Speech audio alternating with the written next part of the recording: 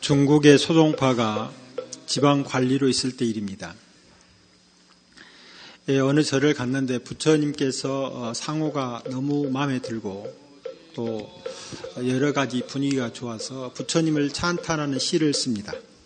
그래가지고 그 시 내용에 단정히도 앉으샤 팔풍에 흔들리지 않고 라고 하는 부분이 들어있습니다. 팔풍이라고 하는 것은 이익과 손해, 칭찬과 비난 등등으로 우리 사회에서 일어나고 있는 이 비교 분별을 통해서 사람들을 가늠하는 그런 일들입니다. 예, 그렇게 이제 부처님을 찬탄하는 시를 쭉 써가지고 이웃에 늘 같이 지내던 스님한테 그 시자를 통해서 보냅니다. 그래 이제 그 시를 쭉 읽던 그 스님께서 시를 읽고 난 다음에 제일 마지막에다가 뭐라고 해서 이제 시자한테 다시 보내냐면은 헛소리 이렇게 써가지고 보냅니다. 그래 이제 부처님을 찬탄하는 시를 써가지고 스님한테 보냈는데 스님께서 그 시가 헛소리에 지나지 않는다라고 하는 평가를 내려가지고 소동파한테 다시 보내니까 이제 소동파가 그걸 받아보고 이제 화가 납니다. 그래서 자기가 총총걸음으로 스님한테 가서 내가 부처님을 찬탄하는 시를 지어 보냈는데 왜 스님께서는 저더러 헛소리는 하는 사람이라고 말을 하십니까? 라고 항의하니까 그 시 가운데 이런 말이 있었죠. 팔풍에 흔들리지 않고 이게 시가 잘 됐다라고 하지 않고 시가 잘못됐다, 헛소리다라고 하는 소리를 듣는 순간 소동파에는 팔풍 가운데 하나인 비난에 흔들리는 사람이 됐다 이 말입니다. 즉 부처님을 찬탄하는 것은 여러 공덕 중에 좋은 공덕을 만드는 것이 분명하지만 그 내용이 자기 삶에서 드러나지 않으면은 별로 의미 없는 것과 똑같다 이 말입니다. 우리가 이와 같은 집을 짓고 사람이 산다고 하는 것은 그 집 속에서 편안하고 또는 안락하고 행복한 가정을 꾸려서 아주 가족들이 오순도순 잘 살기를 바라는 마음에서 집을 짓는데 그러니까 그 안에 살아 있는 가족들이 그 집 속에서 얼마만큼 평안하고 행복한 가정을 꾸리느냐가 그 집이 주는 의미를 드러내게 하는데 이제 집을 잘 꾸밉니다. 근데 이 꾸민다고 하는 것을 처음에 집에 사는 사람들은 새롭게 꾸미면은 변화가 오기 때문에 잘 꾸며진 것처럼 보이지만 일주일이 지나고 한 달이 지나면 늘 그 집이 그 집이기 때문에 꾸며는 집에서 별 감흥이 오지 않습니다. 그러면 이제 꾸며는 집을 누구한테 보여주는 것이 되느냐 하면은 자기 집을 찾아온 사람한테 나는 이러이러한 좋은 것이라든가 이러이러한 비싼 것으로 내 집을 꾸몄다라고 하는 말을 하고 싶어 합니다. 그러면 집을 내가 살기 위해서, 즉 내가 그 안에서 평안하고 즐겁고 기쁘기 위해서 집이 된 것보다는 점점 이제 다른 사람의 눈에 비춰진 나의 집이 돼가지고 집이 이제 불편하게 되는 것이죠. 불교 수행이라고 하는 것도 마찬가지입니다. 이 절에 들어와서 어떤 집에 있으면서 부처님의 가르침을 공부한다는 것은 부처님의 가르침이 무엇이다라고 하는 것을 아는 것도 중요하지만 그 가르침이 내 삶 속에서 그대로 구현되도록 하지 않는다고 하면은 별 의미가 없습니다. 따라서 부처님의 가르침을 자기 삶 속에서 구현하는 것이 이제 무엇보다 중요합니다. 즉 집을 지어놓고 그 집 속에서 집을 자랑하지 않고 그 집에서 평안하고 즐거운 삶을 만들어간 것과 마찬가지로 부처님의 가르침을 배운다는 것을 자랑하지 않고 부처님이 주는 그와 같은 가르침이 내 삶에서 드러나도록 하는 것이 이제 중요하다 이 말입니다. 그같이 자기 삶에서 부처님이 가르침이 드러나도록 하는 것을 반야심경에서는 관이라고 그랬죠. 관, 꿰뚫어 보기. 꿰뚫어 보려면 불교 수행자들이나 또는 불교 공부하는 사람은 반드시 배워야 할 세 가지 학문이 있습니다. 그것이 뭐냐면 계율과 선정과 지혜입니다. 계율이라고 하는 것은 예를 들면 말을 어떻게 할 것인가 라고 하는 것 중에 하나가 됩니다. 말을 하는데 말이 불쑥 튀어나오면은 그 말을 내가 의지적으로 하는 것이 아니고 이미 그렇게 말하도록 조건화되어진 순간에 말이 튀어나온 겁니다. 그래서 전혀 내가 그 말을 의지적으로 다스리지 못하고 있기 때문에 이미 쌓여진 업이 그대로 꽃이 피어나온 것과 똑같습니다. 그래서 그 안에는 제어되지 않는 의지가 들어있는 말을 하게 되는 거죠.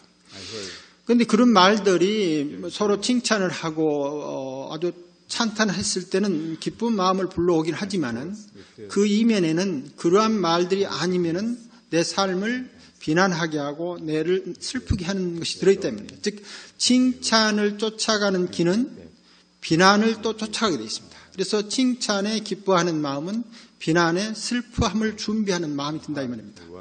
그래서 말을 쫓아가면은 마음이 이렇게 흔들립니다. 대상에 쫓아서 마음이 흔들리는 것을 뭐라고 부르냐면 업이라고 그런다 이 말입니다. 그래서 집에 있으면서 내가 말을 어떻게 할 것인가 라고 하는 것을 잘 돌이켜서 말에 쫓아서 마음이 흔들려 가지고 내가 슬프거나 우울해지거나 또는 다른 상태로 있을 이유가 없다 이 말입니다. 특히 말이라는 것을 잘 살펴보면은 말에 만들어진 개념, 즉 우리 인간 사회에서 만들어진 개념에 의해서 우리들이 흔들리는 경우가 많습니다. 즉 말이라고 하는 것이 정확한 개념을 가지고 있기 때문에 그 개념을 통해서 의사전달이 돼서 개념 자체가 없으면 의사소통이 일어나지 않기 때문에 개념이 중요한 것은 중요하지만 그 개념이 가지고 있는 2차적인 문제들 또는 보다 더 본질적인 그런 문제들이 우리 마음을 흔들리기 시작하면은 하루도 편안할 날이 있기 힘들어진다 이 말입니다. 그래서 배워야 할 계율이라고 하는 것은 내가 말을 할 때 이 말들이 내 감정을 어떻게 끌고 나오는가를 잘 살피는 거예요. 입 밖에 나온 그 말들을 어떻게 하는 건가라고 하는 것이 계율을 배우는 겁니다. 두 번째, 말을 불쑥 하다 보니까 내가 바람직하지 않는 말을 하게 됐습니다. 그러면 이제 또 앉아서 마음속으로 어떤 생각을 하냐면은 내가 왜 이러느냐, 나는 이런 말을 해서는 안 되는데 라고 자기 마음속에다 화살을 쏟기 시작합니다. 그래서 말을 이미 해버리는 것을 잘 다스리지 못했기 때문에 그 여력이 남아서 자기 마음속에다가 자기 스스로를 막 부정하고 좀 이런 식으로 이제 가게 됩니다. 물론 어떤 경우는 자기 하고 싶은 말을 마음대로 풀었기 때문에 요즘 말하는 스트레스가 풀려가지고 마음이 좀 편안하기도 하지만 그와 같이 서로 상대되는 말들은 언젠가는 내 마음속에 그 대상에 따라 흔들리는 자취를 늘 남기기 때문에 자기 가슴을 향해서 이렇게 화살을 쏜다 이 말입니다. 아픈 화살을 쏟게 됩니다. 이게 밖으로 나오는 말을 잘 다스리지 못하니까 마음속으로 자기 자신을 향해서 비수를 드러대는 그런 어떤 기운이 남게 되는 거예요. 이와 같이 자기 마음속에 남겨진 어떤 여력들이 마음을 불편하게 하지 않도록 하는 것이 무엇이냐면 선정입니다. 선정. 그런데 이런 과정을 잘 지켜보면은 내가 말을 통해서 흔들릴 이유가 전혀 없는데도 불구하고 이런 말이 오면 좋다고 그쪽으로 흔들리고 이런 말이 오면 싫다고 계속 흔들리면서 내 마음 가운데다가 아주 별로 바람직하지 않는 그런 기운을 남기면서 스스로 기뻐하기도 하고 슬퍼하기도 한다 이 말입니다. 그러니까 슬픔과 기쁨의 본질이 무엇인가를 잘 살피지 않고 슬픔과 기쁨을 따라서 마음이 요동치는 상황, 이것이 지혜가 없는 상황이라 합니다. 그러니까 슬픔과 기쁨의 본질을 무엇인지 모르는 상황은 지혜가 없는 상황이고 그 슬픔과 기쁨을 따라서 흔들리는 마음은 선정이 없는 상태고 그런 상태에서 입 밖으로 불쑥불쑥 내뱉는 말은 계율이 없는 말들입니다. 그래서 불교를 배운다고 하는 것은 말을 한자리 할 때 내가 그 말을 어떻게 해서 내 마음속에 어떤 기운을 남길 것인가를 잘 살펴 하는 겁니다. 이런 말들을 들으면은 불교를 공부한다고 하는 것이 대단히 어렵다. 누군가가 나타나서 내 머리를 한번 싹 만져주면은 금세 내 업이 싹 없어져 가지고 몸과 마음이 편하게 됐으면 좋을 텐데 왜 불교에서는 이렇게 수행을 하도록 이야기하는가라고 말할지 모르지만은 지금까지 인류에서 나왔던 모든 스승들도 또 어떤 스승들도 당신의 제자들을 당신 의지대로 바꾼 적이 단 한 번도 없습니다. 부처님께서도 부처님 제자를 당신 뜻대로 깨닫게 하지 못했으며 기독교 개신교를 새로 여신 예수님께서도 당신의 제자들을 당신 의지대로 다 깨닫게 못 만들었으며 그 밖에 많은 종교의 창시자들이나 그 이후에 훌륭한 제자들도 당신들의 제자를 깨닫게 하지를 못했습니다. 그런 예로 중국의 약 300년 전의 스님인데 이름이 귀신을 뵌다라고 해서 참귀 스님으로 알려진 스님입니다. 그래 그 스님 이제 이거 요즘 뭐 빙의가 들린다든가 심리적으로 불편한 사람들이 그 스님 절에 가서 기도를 많이 해가지고 마음이 편해졌다라고 하는 것이 이제 많이 있어가지고 어떤 학자가 그 스님에 대한 연구를 쭉 합니다. 그랬더니 지금부터 약 300년 전 스님인데 깨달음을 이룬 후로 이렇게 회상을 열어가지고 계속 제자를 기르는데 한 20년간 제자를 기릅니다. 그런데 20년간 기를 동안 자기 밑에서 단 한 사람도 깨달은 사람이 나오질 않아요. 그래서 20년이 되던 해 스스로 나는 스승으로서 제자를 깨닫게 할 수 있는 그런 그 인연과 복덕이 부족한 부끄러운 승려다라고 하는 생각으로 당신의 이름을 참괴라고 바꿉니다. 부끄러워하고 뉘우치는 승려다는 수행자다고 하는 이름으로 바꿔서 이제 산속으로 깊이 스승의 자리에 물러나가지고 산속 깊이 들어가서 계속 정진을 하다가 돌아가십니다. 그래 이제 그분이 돌아가신 이후로 육신불이 남겨져 있어가지고 그 절에 가면은 그 스님의 이 몸을 그대로 모셔놓으시죠. 이처럼 20년간을 계속 고구정령이 당신의 제자가 깨닫기를 바라지만은 어떻게 해줄 수 없는 거예요. 계속 깨달은 방법을 말해주고 깨달음을 이렇게 해주지만은 깨달음을 이룰 수 있는 길을 안내를 하지만은 결국 깨닫고 깨닫지 못하는 것은 누가 하는 일이냐면은 각자 개인이 하는 일이다. 그래서 내가 말을 하는데 그 말을 주시하지 않고 계속 말하고 있으면서 내가 깨닫기를 바라거나 말을 하는데 말을 주시하지 않으면서 복을 받기를 바라는 거나 하는 일들은 잘 이루어지지 않는다 이 말입니다. 특히 수행이라고 하는 것은 앞서 말한 대로 내가 살아온 과정 중에서 알게 모르게 바깥에서 오는 많은 바람들에 의해서 마음이 흔들렸는데 지금 그 흔들리는 마음을 다시 돌이키기 때문에 그 돌이키는 마음의 힘이 너무너무 약합니다. 예를 들면 여기에서 어제 저녁에 3,000배를 하고 또 가끔가다 주말 수련을 해서 하루에 10시간씩 이렇게 정진을 합니다.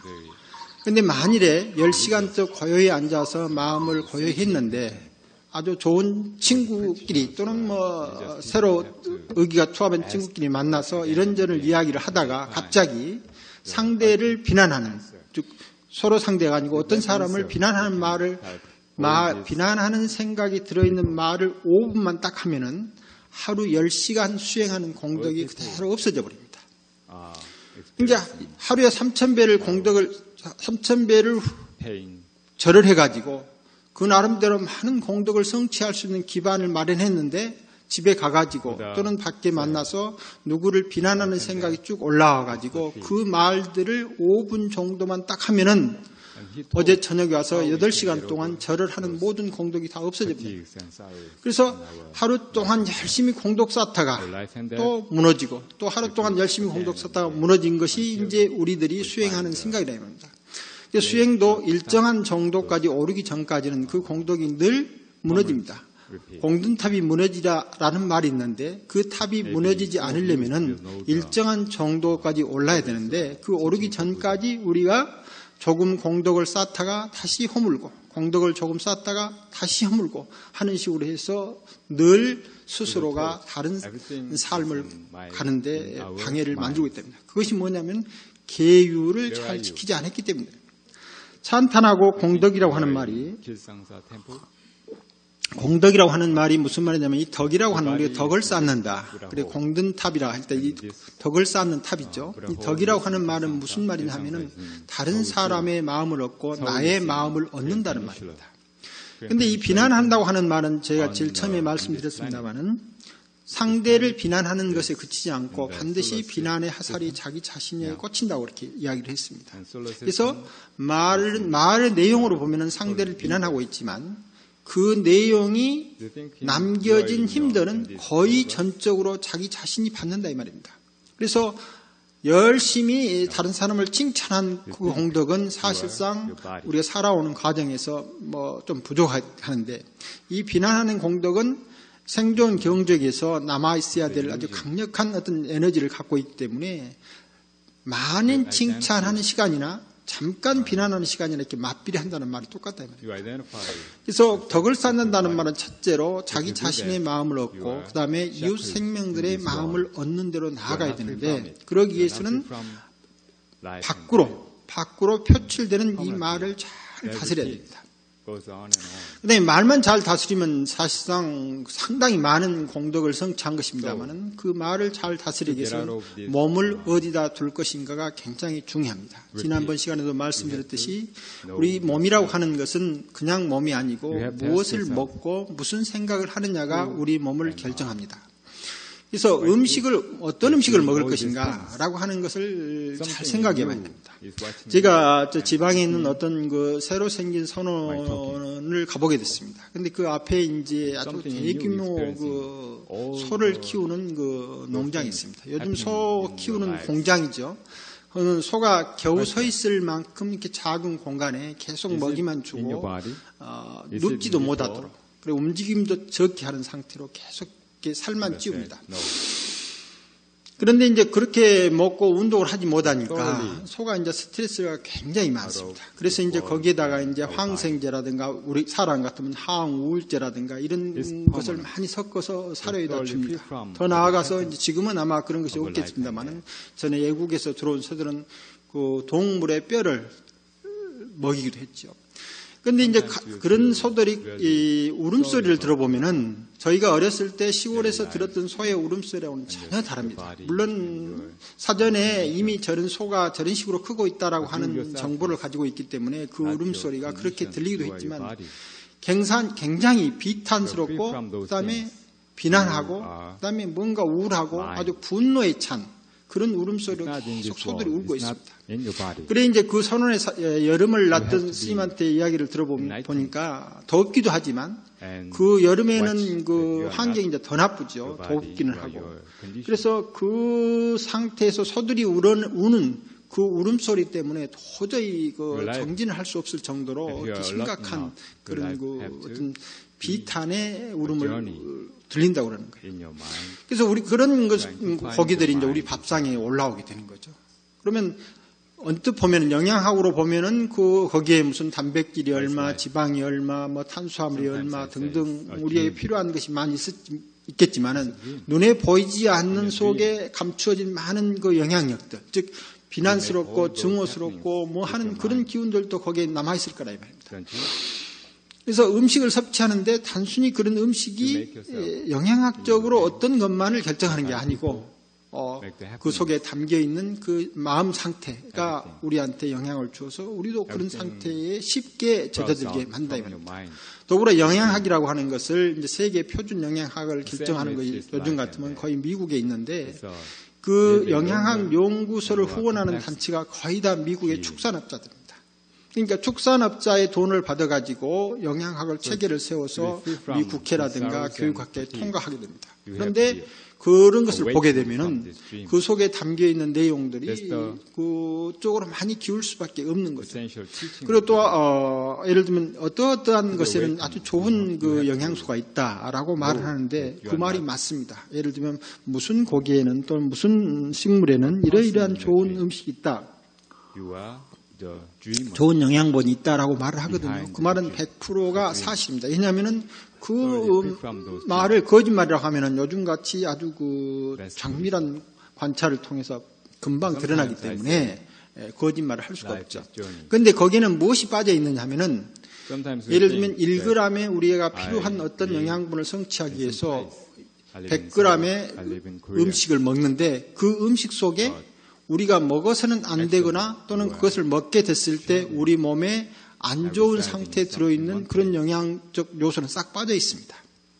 예를 들면은 전에도 잠깐 말했습니다만 트랜스 지방이라고 하는 것을 하면 아주 바삭바삭하고 그 빵이 아주 고소하고 맛있습니다. 그래서 우리 기분이라든가 다른 면으로 보면은 그것이 굉장히 좋은 역할을 하는 측면도 있는데, 대신 그것이 몸 안에 들어갔을 때 남기는 그 열력, 안 좋은 힘들은 그것을 통해서 얻어진 좋은 점보다 나쁜 점이 더 많은데 많은 경우에 사실을 말하지만은 그 사실 이면에 놓여 있는 일치해서는 안 될 이런 부분에 대해서는 전혀 눈을 감는다 이 말입니다. 그래서 우리가 음식을 먹을 때, 즉 몸을 잘 다스릴 때 무엇을 먹을 것인가 하는 것이 정말 굉장히 중요합니다. 그런데 또 요즘같이 바쁜 세상에 우리가 어떻게 그런 음식을 일치할 것인가 라고 하는 말을 하지만 바쁜 이유가 바쁘기 위해서 바빠서는 안 된다 이 말입니다.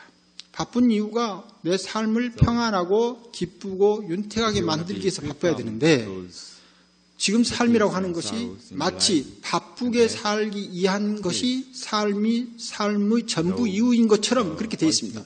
한 사람 한 사람 만나서 이야기 들어보면 내가 바쁘게 사는 것이 전혀 이유가 아닌데도 불구하고 이제 그렇게 되는 거죠. 왜 바빠야 되는지도 어쩌면 알 수 없을 정도로 그렇게 되어 있다 이 말입니다. 그래서 그 음식을 취하는 것이 언뜻 보면은 굉장히 번거롭고 힘들지만은 그렇게 취해가는 과정 속에서 나타나는 그 과정을 자기가 면밀히 살펴 알고 그리고 그렇게 취해진 음식을 먹음으로써 몸과 마음의 평온을 이끌어낸다 하면은 그렇게 수련하듯이 음식을 만들어서 취하는 것이 훨씬 더 자기 삶을 윤택하게 만든다. 그러지 않고 우리가 언뜻 취해서 빨리 음식을 먹고 잘 쉬면 되지 않느냐라고 말을 합니다. 그런데 이 잘 쉬는 과정에서 우리 몸과 마음에서 일어나는 기운들이 우리를 잘 쉬게 하지 못한다고 하면은 별로 빨리 쉽게 취하는 음식이 별 효용이 없는 거죠. 예를 들면은 그분은 아주 어렸을 때부터 이 장이 굉장히 안 좋아가지고 소원이 무슨 소원이 있느냐면은 살이 찌는 것이 소원입니다. 그래서 그냥 한 100일 정도를 정말 모든 살찐 음식을 통해서 저녁에 자기 전에 예를 들면 뭐 아이스크림을 먹는다든가 뭘 먹는다든가 해가지고 배를 잔뜩 불리고 자고 하여튼 음식이 좋고 나쁜 것을 떠나서 살이 찌기 위한 모든 행동을 합니다. 그러니까 드디어 3개월 만에 드디어 5kg가 찌는 거예요. 5kg. 그런데 다시 음식 조절을 이제 평소대로 자기 살찌지 않는 상태로 해서 그렇게 먹다 보니까 얼마 가지 않아서 다시 또 살이 빠져가지고 키는 저보다 큰 분이 몸무게가 40몇 킬로밖에 안 돼가지고 너무너무 힘든 사람이 있습니다. 그래서 근데 그 중에 하나는 뭐냐면은 음식을 인간을 먹으면 이 속이 아프고 이래가지고 잘 못 먹는다고 그래요.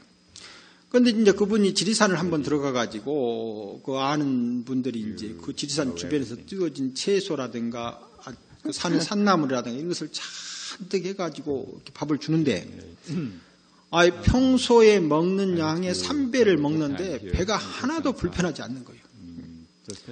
그러니까 거기는 양을 많이 먹었는데도 남는 기운들이 전혀 불편하지 않기 때문에 그 과정 중에서는 좀 불편하고 힘들었을지 모르지만은 밥을 먹고 다음 밥 먹는 기간까지도 행복했을 뿐만 아니라 몸 상태가 다시 다음 밥을 먹기 위해서 몸이 아주 환희로워진다 이겁니다.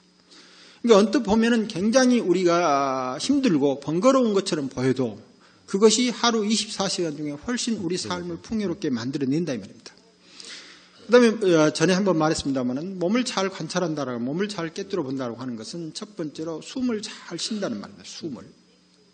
그런데 우리 숨을 어떻게 쉬는지, 숨이 어디서부터 시작해서 어떻게 가는지를 잘 가늠하지 않습니다. 그러니까 앉아가지고 내가 이제 마음이 평온해지면 숨을 잘 들으시고 천천히 내쉽니다. 처음에는 아주 길게 들으실 때는 길게 숨이 들으신지를 잘 알고 또 길게 내쉬면 길게 내신 줄을 잘 알면서 숨을 계속 들으십니다. 그러면 이제 이 마음이 계속 밖으로 가 있었죠. 밖으로 가 있으면 아까 무엇을 준비하는 마음이라 했습니까? 자기 자신에게 공덕을 다 까먹고 자기 자신에게 자칫하면은 자기 자신을 비난할 수 있는 그런 마음을 갖게 되는 그런 계기로 흐르고 싶은데 내 마음속에 호흡이 흐르고 내리는 것을 지켜보면은 밖으로 향했던 마음이 어디로 들어옵니까? 내 몸으로 들어오게 됩니다. 이 마음이 밖을 떠난 것하고 밖을 향해 있는 것하고 내 몸을 향해 있는 것하고는 천양지 차이가 납니다. 모든 그 동작을 하면서 자기 동작에 주시를 하고 있으면서 그 동작을 하고 있으면 몸에서 일어나는 반응이 아주 분명하고 아주 주시가 깊어지면 청량감이 일어납니다. 청량감. 그리고 두 번째는 몸이 아주 가벼워집니다. 자, 우리가 건강하다고 또는 요즘 사는 것이 어떻습니까? 라고 말했을 때 그 기분 중에 하나가 몸이 날아갈 듯 가볍고 좋다라고 말을 하는데 이처럼 몸이 날아갈 때 가볍고 청량감 있는 어떤 기운을 불러내는 것은 자기 몸을 주시하지 않고 계속했을 때 경험하는 것보다는 자기를 몸의 흐름을 잘 주시했을 때 그런 반응들이 아주 빨리 오고 깊이 온다 이 말입니다.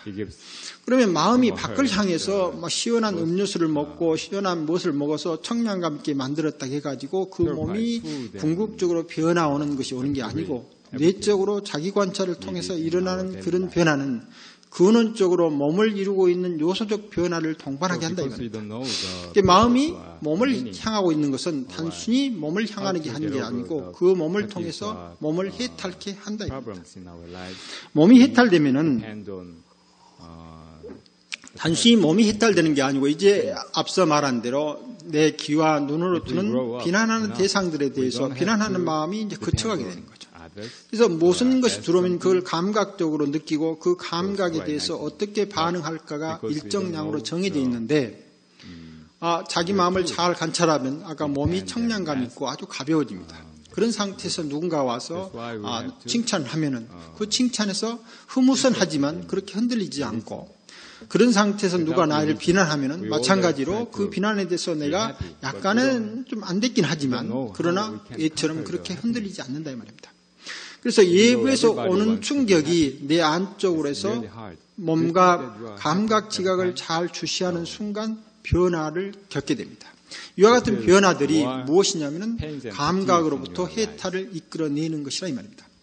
그렇게 몸의 해탈과 감각 해탈을 잘 이끌어내게 되면은 이제 마음을 구성하고 마음의 세계를 해석하는 영향성의 변화가 됩니다. 즉 마음에서 나오는 소리들 또는 마음에서 일어나는 무언가 보는 내용들이 이제 변화가 일어나게 슬슬 변화가 일어나게 됩니다. 그래서 전에는 이러한 것이 오면은 이런 말을 하려고 준비된 말들이 척척 나왔는데 이제는 그런 말들이 나오지 않게 됩니다. 그래서 이제 마음이 평온하면서 마음의 해탈을 얻게 됩니다.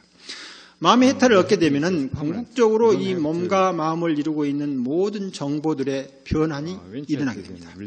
처음에는 우리는 업을 쌓기 때문에 이 업이라고 하는 것은 밖에서 오는 것 또는 내부에서 일어나는 것이 의지적인 흐름의 방향이 결정돼서 그렇게만 흘러갔기 때문에 우리가 너무나 잘 살고 있는 것처럼 보인 사회적 현상들이 결과적으로 별로 안 좋은 현상들이 많이 발생하게 되는데 그것은 몸과 마음을 이루는 모든 정보들이 잘 산다라고 결정되어서 그 잘 사는 방향을 따라서 흘러가는데 결과가 별로 안 좋게 일어났다고 하는 것은 잘 산다라고 정의되어진 정보들의 창고가 문제가 있다는 거죠.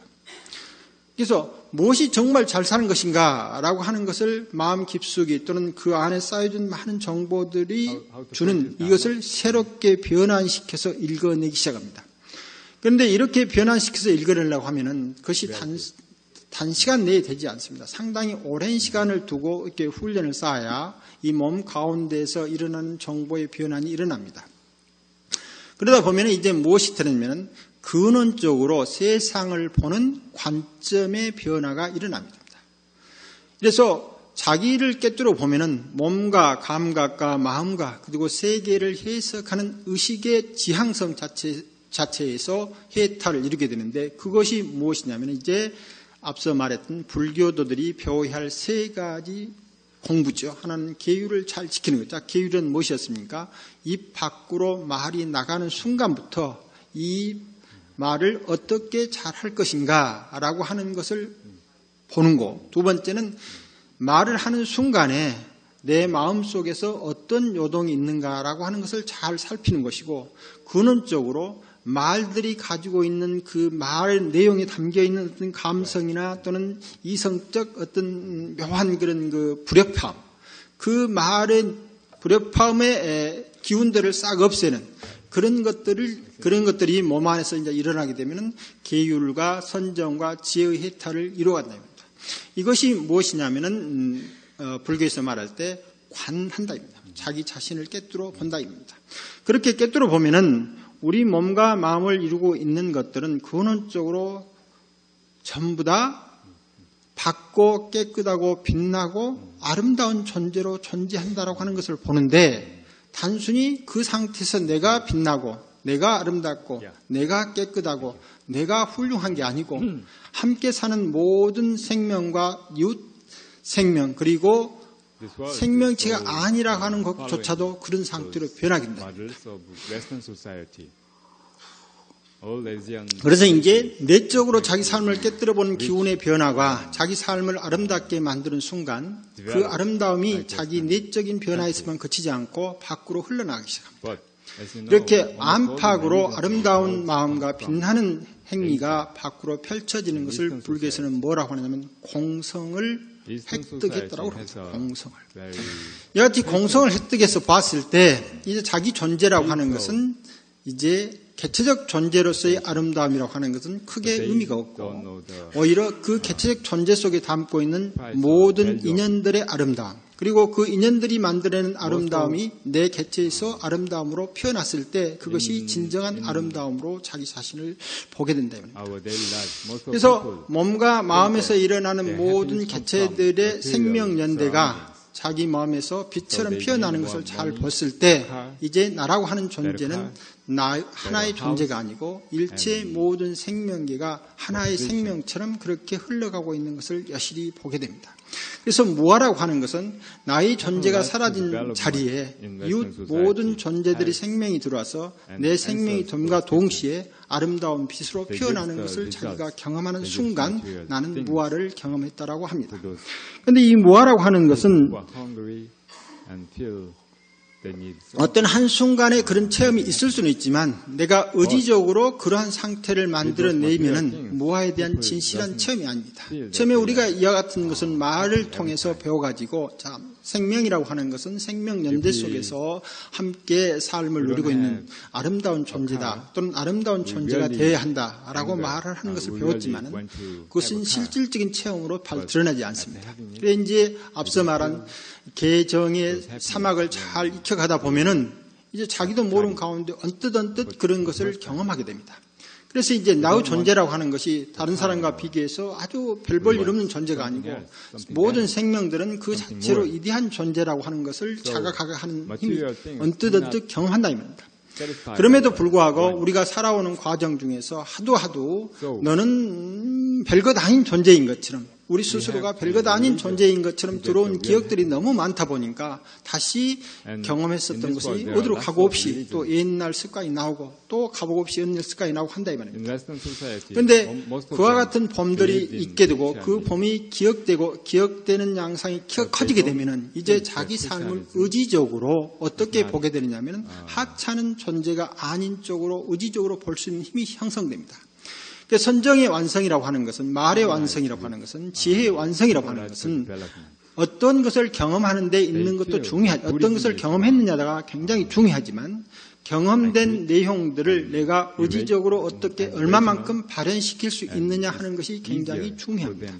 그래서 말 밖으로 나오는 것을 내가 다스릴 수 있을 뿐만 아니라 그 말들을 아름답게 할 수 있는 의지가 저절로 일어날 때까지 돼야 되고 그 다음에 마음 가운데에서 이제 밖에서 비난하고 칭찬하는 경계를 쫓아가지고 쉼없이 달려들었던 이 마음이 안쪽으로 편안하고 즐겁고 청량감 있는 마음을 의지적으로 발현시킬 수 있는 대로 흘려야 되고 그 다음에 내적으로 삶을 함께 이끌어내는 지혜가 의지적으로 발현돼야 된다. 그러면 지혜라고 하는 것은 어떻게 발현되느냐, 어떻게 그걸 알 수 있느냐 하면은 사람과 만났을 때 내가 어떤 말을 어떻게 할 것인가를 잘 아는 거예요. 즉 이 말은 내가 알고 있는 어떤 말을 상대한테 해주는 게 아니고 상대하고 만났을 때 그 가운데서 어떻게 함께 삶을 빛나게 꾸려갈 것인가 라고 하는 말이 저절로 우러난다. 그러니까 내가 무엇을 알고 있어가지고 그것을 상대한테 전해주는 게 아니고 상대와 만난 자리에서 하나의 삶을 조화롭게 꾸려가는 말들이 저절로 나오는 거예요. 이것이 의지적으로 지혜로운 말을 하게 된답니다. 그래서 자칫하면 우리가 공부를 쭉 하다 보면은 뭔가 특별한 경계가 보이고 특별한 뭔가 보고 들린다고 해서 그것이 큰 성취를 이룬 양 생각하고 있고 그렇기 때문에 나는 당신과 다른 존재다라고 하는 생각을 갖거나 그런 말을 하고 있으면 이것은 다른 데서는 어떻게 말씀하신가는 모르겠습니다만 최소한 불교 수행자들은 그 내용으로 불교 수행을 삼았다 하면 이제 방향이 달라진 거라 말입니다. 그래서 몸과 그다음에 감각과 그다음에 인식의 모든 내용들이 전부 바뀌어서 그 빈 자리에 모든 다른 생명들이 들어와서 함께 삶을 꾸려가는 자리가 잘 보이고 그리고 그런 말들을 걸림없이 할 수 있는 지혜가 잘 이겨진 것을 뭐라고 하냐면 반야심에서 조견 오원 개공이라고 그런다 이 말입니다. 잘 자기 자신의 삶을 깨뜨려 비추어 보아서 오원이 즉 색수상 행식이 다 빈 것을 경험했다라고 말합니다. 이 색수상 행식이 빈 것을 경험했다라고 하는 것은 눈이 아름다워지고 귀가 부드러워지고 혀가 빛나는 그런 삶을 자기 삶에서 구현했을 때가 모든 것이 공성인 것을 체득하는 삶이라고 이야기할 수 있다 이 말입니다. 여기 오신 모든 분들께서도 매일매일 자기 삶을 잘 깨뜨려서 계정의 사막이 잘 성취되시고 그 다음에 신구의 삼업의 흐름이 업의 흐름에 따르지 말고 빛나는 의지로 삶을 바꿔내기를 바라면서 오늘 법회를 마감하겠습니다. 감사합니다.